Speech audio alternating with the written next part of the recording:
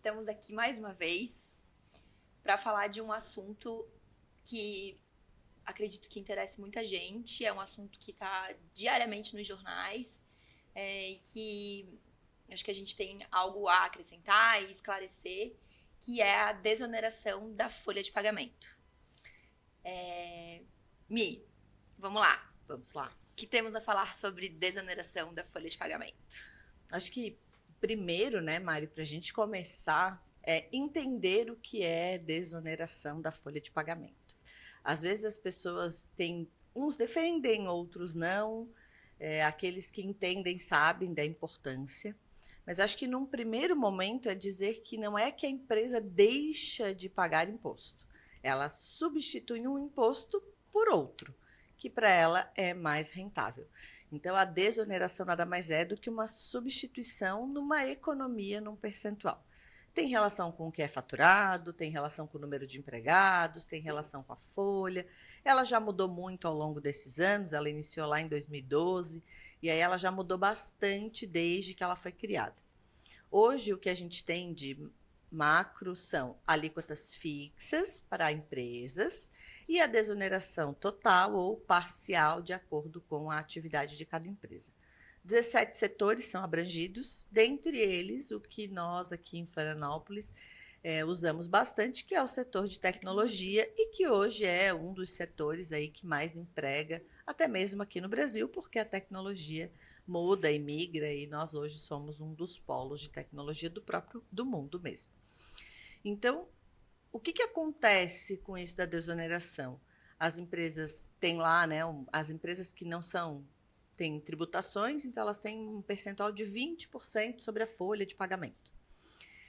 Esse é um custo da empresa, sobre toda a folha, sobre sócios, sobre funcionário, contribuição previdenciária. Prestadores, isso, de contribuição previdenciária.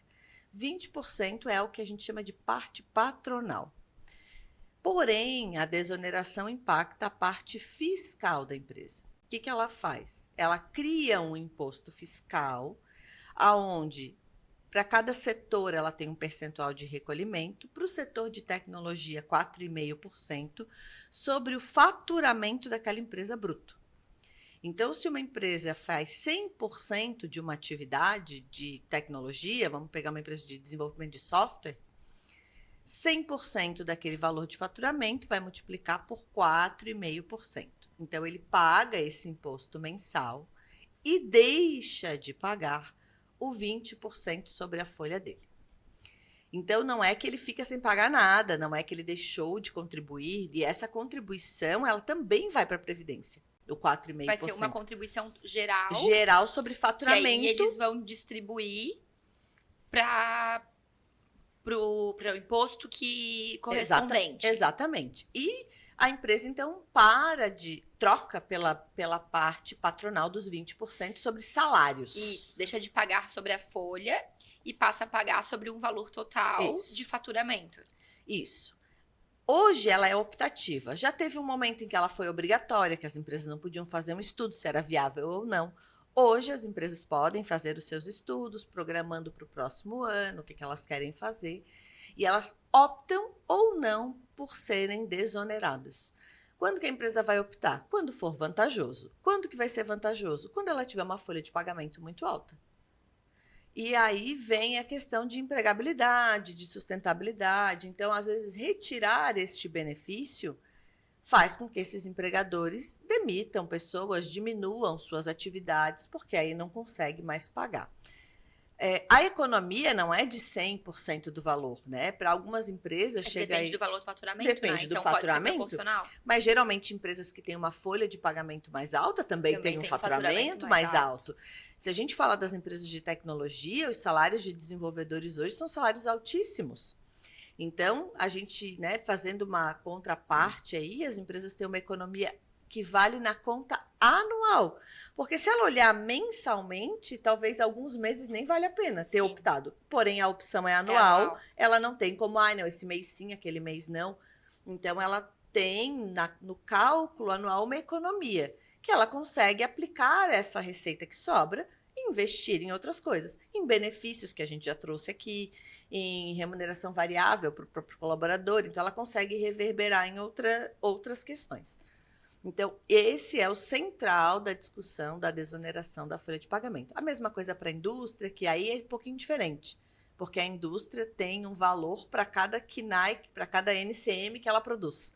Então, cada produto tem uns estão, outros não, então é um estudo bem profundo. Não é uma coisa tão simples. Tem empresas que faturam 2, 3 atividades diferentes, então ela desonera no valor de tanto para aquela atividade, e aí não desonera tudo do 20%, ela na própria proporção. Então, pegando na tecnologia, né? Se eu tenho uma empresa que é 4,5%, mas se ela tiver 50% de desenvolvimento de software e os outros 50% de um outro produto que ela tenha, que não é tecnologia, esses 50% não desonera. Então, em vez de pagar de desonerar os 100% do 20%, ela desonera só 50%. Então, é sempre na mesma proporção. Então, não é tão simples, mas também não é o que algumas pessoas falam, por isso que a Previdência, claro, porque o setor... Não, ela não deixa de pagar o imposto, ela só substitui. E a economia geral não é tão grande quanto as empresas sabem, mas é uma economia que, para quem investe e para quem está no meio e lida com a questão de lucro, de trazer rentabilidade, faz diferença. Ô, Mi, mas assim, vamos pensar no objetivo aqui. Quando foi criada a desoneração da folha de pagamento, foi com o objetivo mesmo de desonerar a folha de pagamento e diminuir os custos do empresário. Uhum. Mas, no fim das contas, pode ser que dê elas por elas, pensando em dinheiro, tá? Uhum. É claro que desonera a folha porque deixa de pagar a contribuição patronal. Uhum. Mas, por outro lado, tem uma despesa por aqui. Então, Sim. pode ser que dê elas por elas. Exatamente. Então, qual é o objetivo real, assim? O objetivo real da lei era desonerar realmente, então por isso que eu falei, ela já mudou muito, né? No início ela era obrigatória, então teve empresas que essa desoneração não valia nada, muito pelo contrário, o custo dela era muito maior, porque às vezes ela tinha um quadro de funcionários muito pequeno e o faturamento dela era muito grande, porque era um produto que se vendia sozinho, ou que já estava consolidado, ou tinha recém-entrado, e ele não tinha opção. Depois ela passou por essa mudança, então ela virou optativa, porém a opção é anual. Depois que eu optei, não posso mais voltar, assim como tributação, né? Simples, lucro presumido, é anual. Eu escolho em janeiro, na competência janeiro, e faço os devidos recolhimentos. Ainda assim, compensa, mas ela precisa de uma análise tributária, precisa estar alinhado junto com a contabilidade, para ela entender se vale a pena para ela ou não aplicar. E aí, como, né? O intuito ainda é o mesmo, mas como a economia hoje, qualquer economia está valendo, né? Essa economia acaba fazendo as empresas não quererem perder o benefício. Passa a ser um benefício também, tá? Então, para elas, acaba sendo rentável. Por isso, todas essas discussões, né? Quando a gente vem com a lei aprovada e publicada, entrando em vigência, sendo prorrogada até 2027, né? No final de 2022 ela foi aprovada e sancionada para valer até o final de 2027. E aí a gente teve aí a medida provisória que suspendeu a eficácia dessa lei para 2024 e a gente passou por um limbo e aí cancela, né? A gente teve cancelamento do veto, até importante explicar, né, Mari? A Mari pode falar aqui. Uma lei, ela tramita no nosso legislativo, Câmara e Senado. É ele que é o legislativo, às vezes as pessoas confundem. E ela segue para a sanção presidencial. E quando o presidente sanciona e Câmara e Senado, responsáveis pelo legislativo, não concordam, o que acontece? Acontece o que a gente vê no Brasil diariamente, né? Essa confusão e esse limbo e esse vai e volta de lei e muda e cancela, enfim. E aí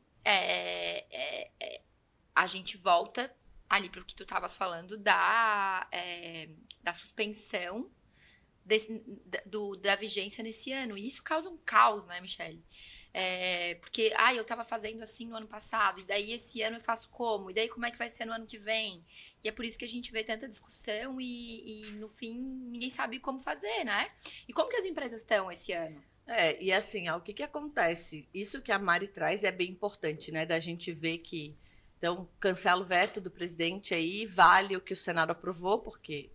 E aí o governo, então, faz, o executivo, uma outra forma, né, que seguiu, que a princípio parecia que tinham aceitado, e aí negociaram ali e foi para uma forma para o STF para julgar. Então, o que acontece com as empresas? A gente precisa lembrar que as empresas fazem seus planejamentos, não é em janeiro. Elas já começam os seus planejamentos para o próximo ano ali, setembro, outubro, quando não um pouco antes, para o próximo ano, para onde elas querem chegar, o que elas querem alcançar. Isso fez parte da análise, fez parte do planejamento. E aí, quando eu perco isso, meu planejamento mudou todo. E será que dá tempo de eu reestruturar? Talvez eu abri contratação pensando nesse planejamento que eu ia ter. Eu projetei um crescimento que talvez eu vou ter que retroceder. Porque se ele não acontecer, talvez o elas por elas, para mim ainda era mais vantajoso do que eu ter que pagar 20%.